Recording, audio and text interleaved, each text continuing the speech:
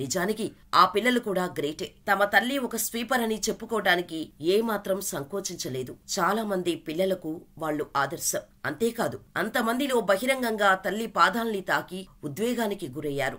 జీవితంలో ఏ ఉద్యోగమూ కష్టం కాదు, చిన్నతనం కానే కాదు. నిజాయితీతో కూడిన కృషితోనే ప్రతిదీ సాధ్యమవుతుంది. మా అమ్మ మాకు లక్షల్లో జీతాలు వస్తున్నా ఏ ఒక్క రూపాయి అయినా సరే మమ్మల్ని అడగలేదు, మేమిచ్చినా తీసుకోలేదు. తను ఎప్పుడూ మమ్మల్ని ఏ విషయంలోనూ నిరాశకు గురి చేయలేదు. ఆమె అంచనాలకు అనుగుణంగా జీవిస్తున్నందుకు మేం గర్విస్తున్నామని ఆ ముగ్గురు కొడుకులు చెబుతున్న మాటలు అందరినీ కంటతడి పెట్టేలా చేశాయి.